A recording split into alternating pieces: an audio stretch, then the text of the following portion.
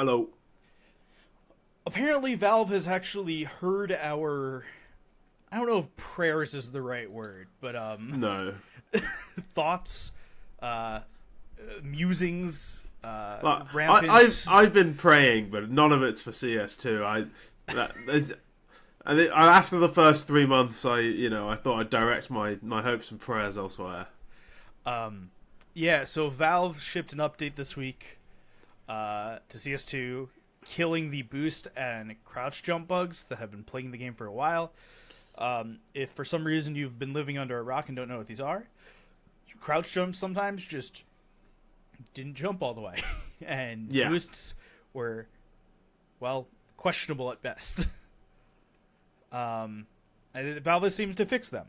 The way I want to talk less about the way that they are fixed, but the way that they were found, because it was found because of a guy watching a Nade King video where they put 1 million ragdolls on a single site, noticed something, then went and tested himself, which is, it has to do something with ragdolls and collision. It's like if you die on somebody's dead body, you can no longer boost on them for the rest of the game. Yeah.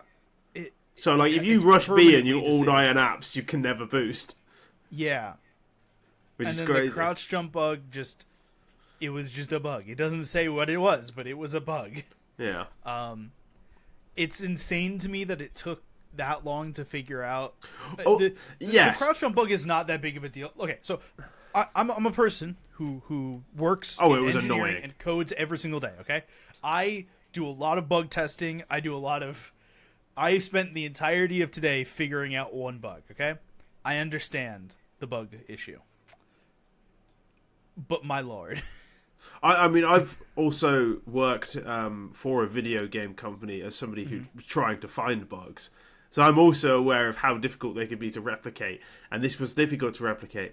And as much as I like to complain about Valve or say CS2 is bad, it's when the bug is caused by something like that, it's almost like, well, yeah, of course it was down to some like insane video where it got found. Like, well, I was gonna say, you can't reasonably expect them to test this.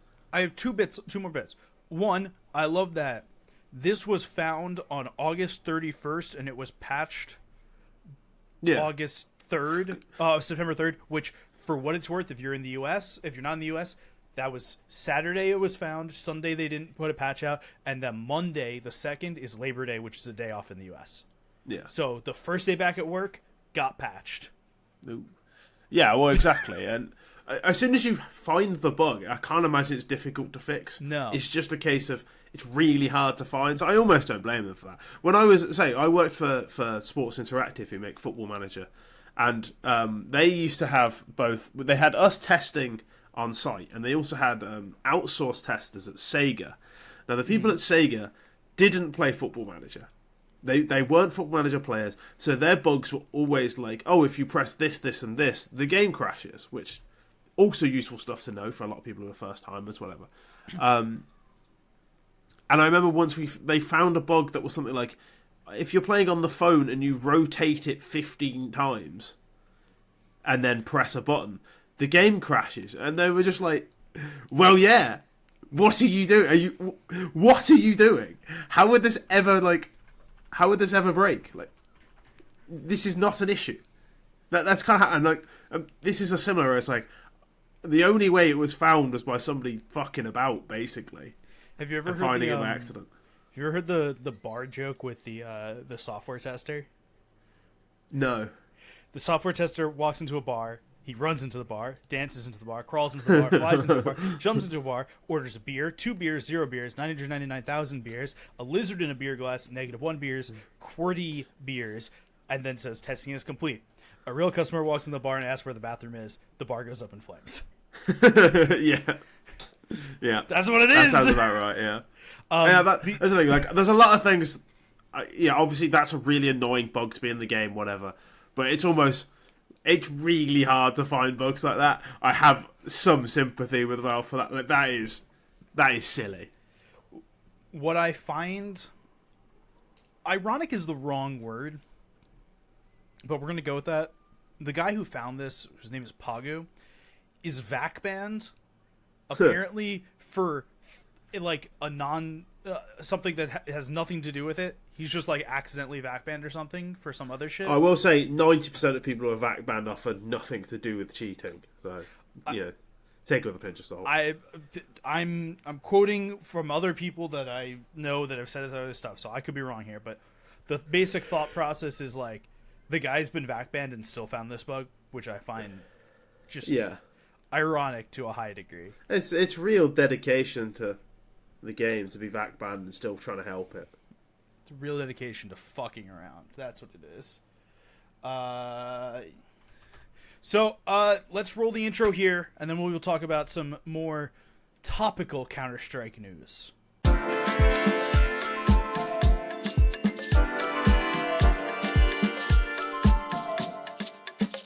Alrighty. We're going to talk about Pro League today. That's basically all we're going to talk about. And we have a couple other stories we're going to talk about, but it will all be in conjunction with Pro League. So as we get to the other bits, we'll kind of interrupt and go on a tangent for a minute, and then come back. Let's start with Pro League Group A, which famously had absolutely no scandal in this group at all. The teams in this group are FaZe, moving on, Sangal, FlyQuest, Eternal Fire, Heroic, Ninjas in Pajamas, Linvision, and Not As Vincere. I don't know why I said Not As Vincere, but I've done it. I like Not As Vincere. I really go for it. I say Not As Vincere as well. I really go for it. Yeah. I prefer it more than Navi, because Navi sounds like you're talking about the guys in the Avatar. So I said this the other day, not realising it was actually a thing from Avatar. I said it sounds like somebody from Avatar, and it actually is just somebody from Avatar. I was like, okay, that makes sense. Yeah, it's actually somebody from, like, not the Airbender, not the last Airbender, from the Big Blue movie. I just need to note that. So no scandal. That's why FaZe beat Sangal. Wait, I'm sorry. Hold on. Am I reading this wrong? Sangal beat FaZe? Yeah. Look, FaZe are kind of bad. You know, we've been saying this for a bit. Right. I don't know how much you don't really watch much football, and that's fine. But I don't know if you're aware of like the Real Madrid curses, whatever the opposite of like a blessing. The Real Madrid have been for about 5 years a mediocre football team who have won the Champions League 4 times or 3 times. They play badly in every Champions League game and then win, and they've just been doing it for years. FaZe feel the same, where they just play badly all the time. They just win all the time as well. And I don't really know how or why. Because when you watch them, they're not good. They're actually just not good. They only got to the quarterfinals of Cologne to lose to Saw because they came back from 11-1 down. A good team doesn't go 11-1 down to Team Liquid. A good team just beats them. Liquid. Yeah. Which, I understand they did beat Team Liquid. But a good team doesn't go 11-1 down. Yeah. Kind of insane. So, I wouldn't blame anyone if you didn't know who played for Sangal at this point. Because we haven't seen Sangal in a little while in a Tier 1 tournament. So let me refresh you on the players, because as you're thoroughly aware, it's a totally Turkish team, at least. That's what it was last time we saw. In which, it's not Turkish anymore at all. This team has Youngster, who is a Swedish player I've literally never heard of. And you know he's cool because he replaced the U and the E in his name with X's. Yep. You know he's cool. All the vowels with X's. And then Linus from the NIP project and also Young Ninjas project. Yeah. Samey, who I've also literally never heard of, but is terrible Polish. Name, by the way. Yeah. Jota, not to begin first with Yota, who plays. I think you'll find it's Yota. Yeah. That might have been loud. I'm sorry. No, it's good. I just have a little bit of headache, so I'm trying not to scream as well. Oh, sorry. I'm good. The ears are good. I'm good, but like I wasn't gonna scream his name. And then X-Floud, who's former Eternal Fire, who's like the only player other than Linus we've heard of, and also I know is quite bad. Yeah. So I know he's not very good. I've seen him play. I don't know what's going on here. That's basically I don't understand. I don't get it. That's kind of where we sit on this.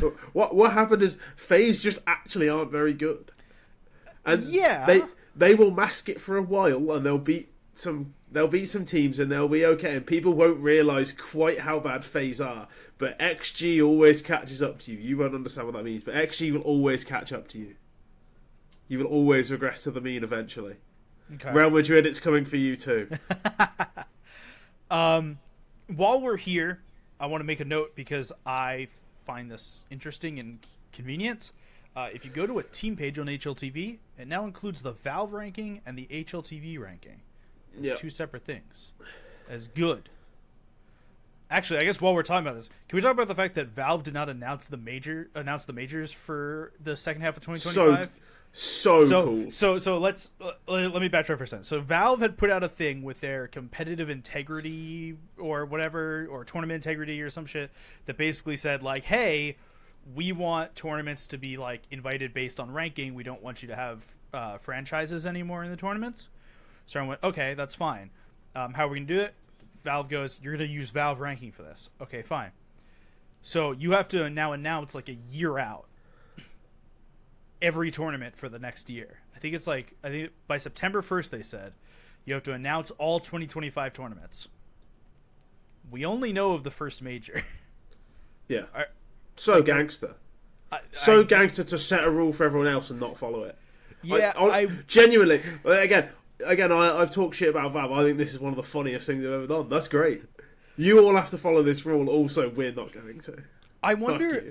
I haven't read the rule in a while, but I wonder if part of the rule is you have to tell Valve about it.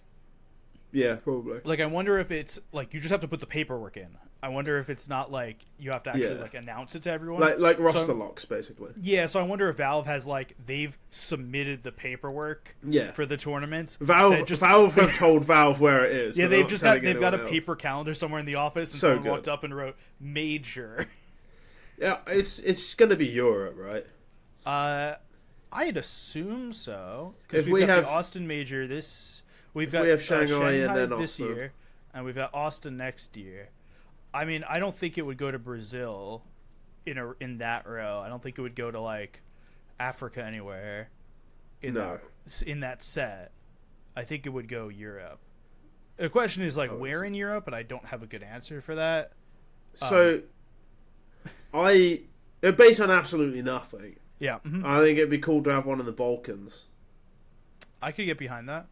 Like a Serbia major. I was just thinking in my head, it would be a great place to have a major, but they'll never do it. Italy or Greece.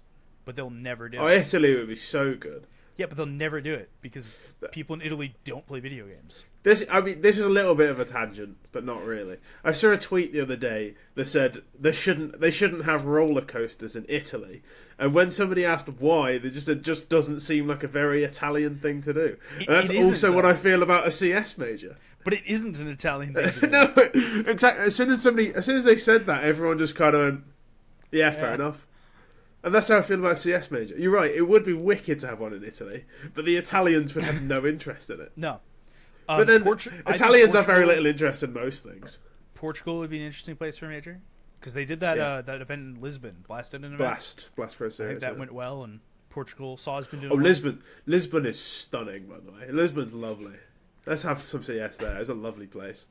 All right, next match, FlyQuest Eternal Fire went exactly as you expect. We're going to jump through some of these because some of these just don't matter a huge amount. Lin Vision Navi went exactly as you expect. Yeah. We have to spend a little time on the Heroic NIP match. Do we? And this is because NIP has now played against the famous other lime green team Omcall twice. Okay? And that has nothing to do with this. I just needed to note that the terrible match has happened twice and we need a rubber match. Heroic and NIP have played. Were they the first game in the tournament? They may have been I'm the not sure. second I game of can't the tournament. remember. They were real fucking early in the tournament, okay? And every team had to sign ahead of time a piece of paper that said that they acknowledged that they could not use Snap-Tap or SOCD or any of that stuff during Pro League. They had like a big players meeting, and everyone had to sign it. And we play the first map of Heroic NIP, in which NIP lose 13-11. And all the Heroic players look sad after the map. And the Heroic admin on Twitter was fucking memeing. The Heroic admin's always been there. I know, but he was memeing in the best possible way. And then 5 minutes later, it comes out, result of the first map overturned because Tessus had Snap-Tap on. It's pretty funny. I don't normally say this, but, like, you had one job. Yeah. Like, your job was to not use Snap-Tap. Yeah, That was it. That was the whole bit. Yeah, that's all you had to do. Like, just don't use Snap-Tap. Just don't cheat. Just I mean, don't this cheat. is Heroic we're talking to, though. You know what I mean? And so it's mind-boggling that they have to, like, announce this on the broadcast of, hey, the first map getting overturned because Heroic just, like, cheated. And so then we go into map 2. Heroic wins map 2. They would have had a 2-0, but we go to Vertigo and NIP wins, and NIP have now won because of a default. Yep. And that's just insanity all over the place. Yeah, it's a completely insane result. It's also basically the only way NIP are ever going to win a game. That's correct. So, mashing all those things together, Sangal played Eternal Fire in the upper semis. They lost to Eternal Fire. And NIP played against Na'Vi. As you probably would have expected, Na'Vi have won against NIP. That's the end of Group 1. All right, so Heroic and NIP happened. That was a thing. Group A happened. That was a thing. Matches you still need to watch if you care. Eternal Fire versus Na'Vi is the upper finals. It'll happen on Saturday. Through the rest of this week will be lower bracket runs. FaZe will take on NIP. FaZe will beat NIP. FaZe will beat NIP before this comes out. Forget everything I said about 15 minutes ago about FaZe being rubbish. They will beat NIP. Heroic will play Sangal, and by that I mean Heroic will beat Sangal unless someone uses that one. I'm Snap-Tap actually again. less confident about. Look, you know, this FaZe Real Madrid thing. Yeah, Real Madrid actually kind of bad, but just win games. They're still going to beat Spurs every single time. It doesn't matter. I know that much of soccer. Yeah, exactly. Football. I know Spurs. Exactly. Okay, Group B isn't going on yet. Well, I guess it started a little bit. So, Group B has definitely happened. This fucking event, by the way, I know we say it every time we talk about ESL Pro League, but this event feels like it takes 6 weeks to go on, and I hate that. And It always feels like it means nothing, and it's always in Malta with like 3 people in the audience at the end, and it feels like it could just been an online event, and that's where I stand. Okay, Group B. Have some stories to talk about here. Teams, Spirit Wildcard, MIBR, 9Z, Mongols, 3D Max, Koi, and G2. We're going to start with Spirit versus Wildcard. So Donk's back. This is up there with the dumbest scoreboards I've ever seen. Yeah, so if you didn't catch this game, first of all, I don't blame you, because why the fuck would you watch Spirit against a tier 2.5 North America team? Don't have a good answer. Sorry, let me reverse that. A tier 2 North America team with 2 tier 2 Europeans on it. Because of course. Yeah, fine. We'll go with tier 2. Why not? They could be tier 3, man. Yeah, we'll go with tier 2. Why not? I like FaZe. So Donk in this series put a 2.09 up across the series. Put 75 kills up across 2 maps. And broke the CS2 one-map kill record in the first map with 38 kills without overtime. On the next map, drops 37 with overtime. Right. If you thought Donk wasn't back, he's back. Right. These are genuinely some of the dumbest numbers you will ever hear from one game. So, 75 kills over 2 maps is already ridiculous. but only one of those maps went to overtime, and it was 1 overtime. So it's I'm gonna do that thing you're not supposed to do and do maths live on air, which is 29 plus 24, which is 53. So 53 rounds, he's got 75 kills. That's absurd. Only one other person in the server had half as many kills as Donk. Which was Shiro. No, it was FaZe, actually. Shiro and FaZe are like within 2 of each other. It's roughly the same. Yeah, but Shiro's actually under half. Double 37 I was looking is 74. at all maps. I wasn't looking at just Ancient. Yeah. So all maps. All maps, Shiro's on 37. Donk is on, again, 75. Nobody has close to as many kills as he has kill death. His kill death is plus 46. The highest kills that anyone else got is 39.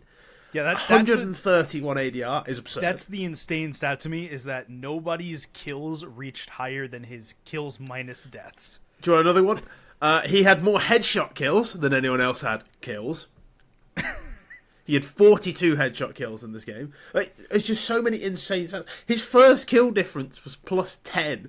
He went 14 and 4 in opening duels. It's actually ridiculous. It's ridiculous what he did in this game. This is what I expect Shiro to do. Not Shiro. This is what I expect Donk to do, though. Like, if Donk isn't doing this, it kind of feels like there's other problems going on. Hang on, I'm trying to figure out what percentage of... Can I just note, though, that even though Donk went absolutely fucking Super Saiyan, that both of these maps were close. Yeah. So, if he doesn't, they probably lose. Ancient goes 13-11. It goes 4 rounds. Nuke was 16-13. It had to go to overtime. Yeah. If Donk did not put up literally a record-breaking performance, they lose to wild card. Yeah. Let me. So, I just need to rephrase this again. Wild card, a tier 2 North American team that is owned at this point by Amaranth. Okay, I need to fully put this in your head. Donk was 38.6% of Spirit's kills in this game.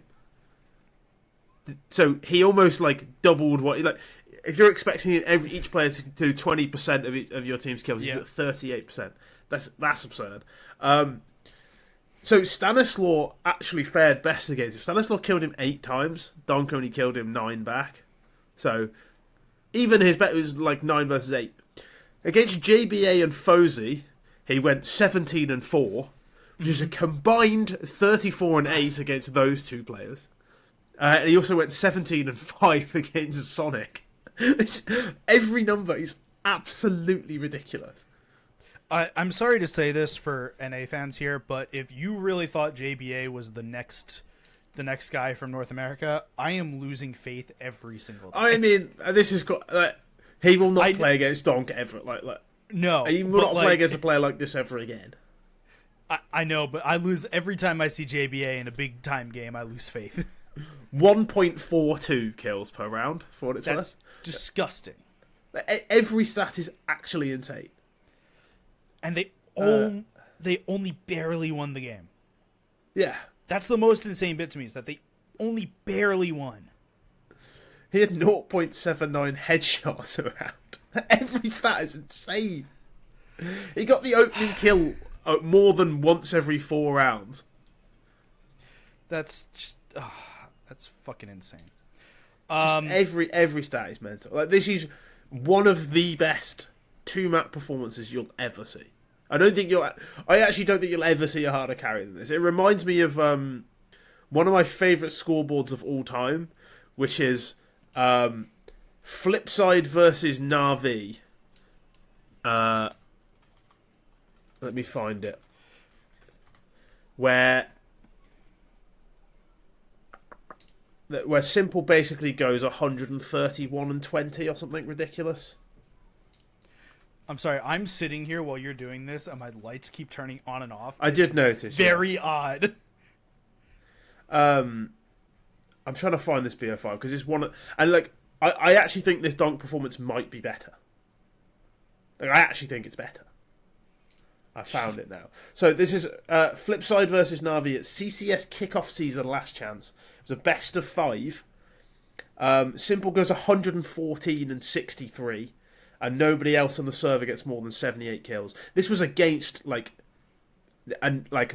when they were one of the best teams in the world. This Donk performance is actually better, albeit against a worse team, so take that with a grain of salt. But we'll link this game in the comments if we remember.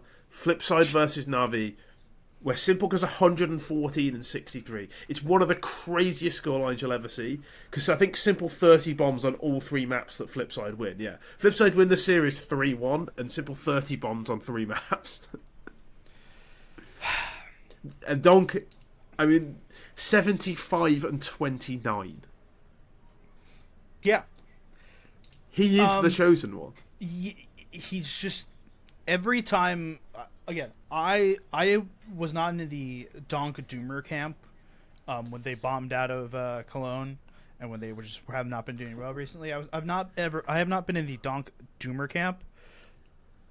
But you start having a little bit of those thoughts in the back of your head that are like, is he maybe just really good? Was he a Donk? Was he abusing the Donk slide and now he's just figured out? Was he just no? He's real. He's still good. He's still here. He is still good. All right. Next matchup, the docket that's worth us talking about right now: MIBR versus 9Z. I don't give a shit about the match. MIBR won. They beat 9Z. Yeah, I'm sorry. I was finding it hard to care. What we care about for a moment is that MIBR are apparently in advanced talks to get Lucaozy. I like that. Okay. Now, just because I like Lucaozy. To remind you, the MIBR roster right now is Exit, Brazen, Insani, Safe, and Drop. Okay? We don't know who they would replace on Lucaozy.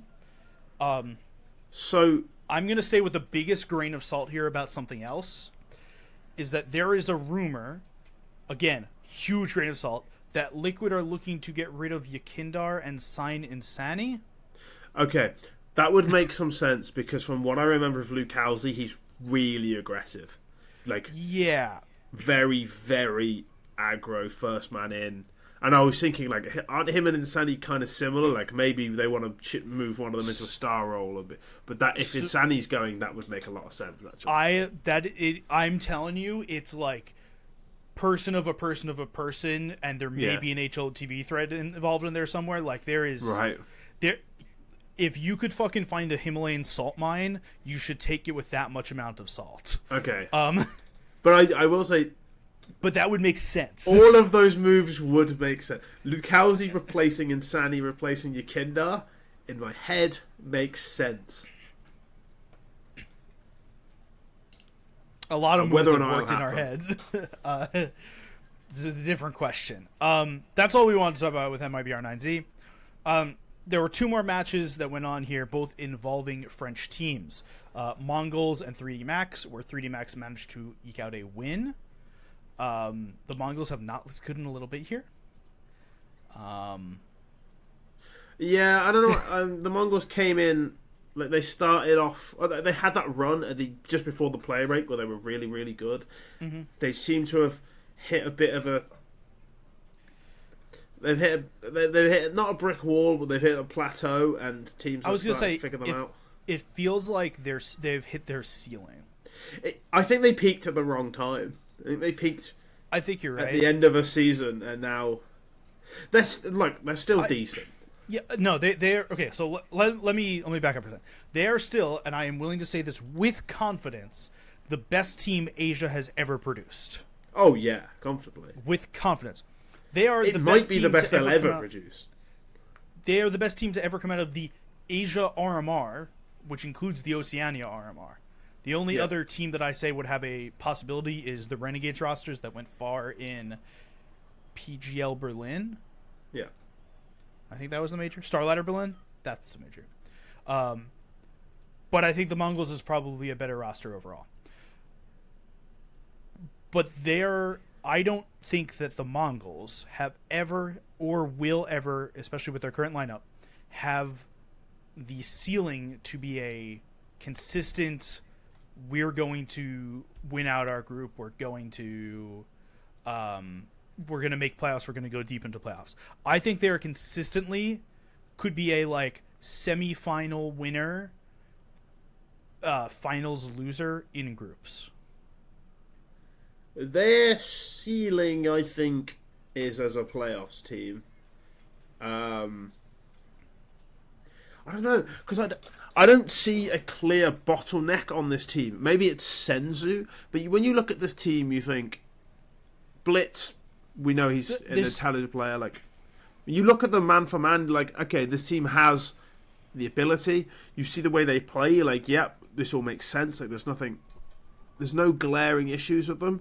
Mm-hmm. I don't see why they couldn't be an eternal fire that make the occasional playoffs. They can't be a Saw that make top four once or twice. I think they could make occasionally that. I'm just saying, as a consistent thing, I don't expect them to make playoffs. I expect them to win games in groups, but I don't expect them to make playoffs. I could see them being a consistent 8th best team in the world. I could see it. I'm not saying it's going to happen. Yeah, I can see it. There's a lot of good teams in the world, but I could see it. There are, but I think a lot of, when you look at the teams that you'd put in like the top 7, you'd look at teams like G2 and FaZe, who are very hit and miss. You're looking at Virtus Pro, who are not good at the moment. You're looking at Liquid, who, yeah, fine, but whatever. Like, I think the top 4 at the moment, very hard to beat.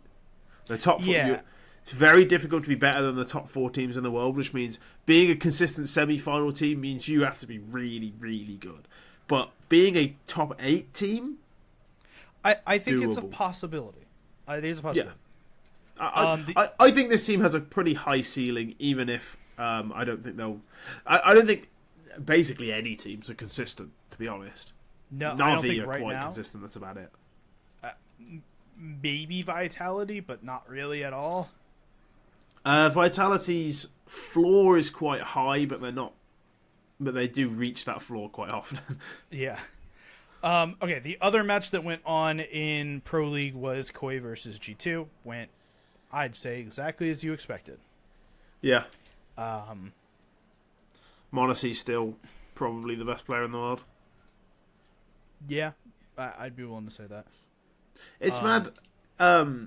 Neither of the 2 best players in the world are on the 2 best teams in the world. No.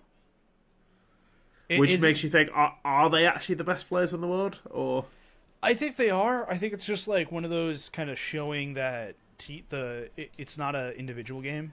It is a team game. And as we know, the people around... the people on Na'Vi and the people on Vitality, as a sum of their parts, seem to be better than the group of G2 or Spirit that they're putting around Monazy and Donk.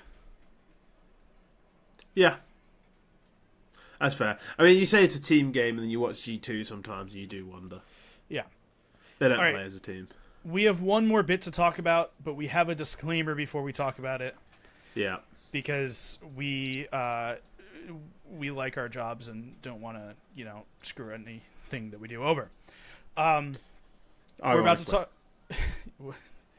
We're about to talk about something that happened post the Blast. Was it London event? And we highly encourage everyone here. Actually, 2 things. 1, we are not going to make any statements that will be leading or not directly derived from fact that we are aware of. And 2, we encourage everyone to go read the article on HLTV, including the statements from all people involved. Yes. Want to add anything to that before we talk about it? No. Don't think so. So Maniac has stepped back from ESL Pro League's broadcast following, what is it now, 2 sexual assault allegations at a party after the Blast London event. Again, we wanted to mention it. We felt that it was important for us to mention it. Neither of us really feel like we are particularly qualified to talk about it. So we will put the HLTV article in the show description in the on YouTube and on Spotify. please go read it, and you read the accounts from both Maniac and the two people who have alleged sexual assault. And I think that we're going to leave it with that, I think. Yep. I'm not going to say anything more because it's not really my No, it's story not. It's to tell, neither of is our it? place. Neither of our place. No. On that not disappointment. On that sad. Trying to do a Top Gear ending here, where they say on that disappointment. On that bombshell. Yeah. Well. Yeah. On that high note. I guess on that bombshell does work. On that bombshell. We are done for today. We will be back again next week with the rest of ESL Pro League and whatever other shit happens, because apparently we get roster moves in the middle of a 4-week event. Or at least rumored roster moves. You can find us on Twitter at LoganRamHub, at AZAsk, and at ReadTLDR. Our producer is James Serpa, and our editor is Mac. We'll see you all next week.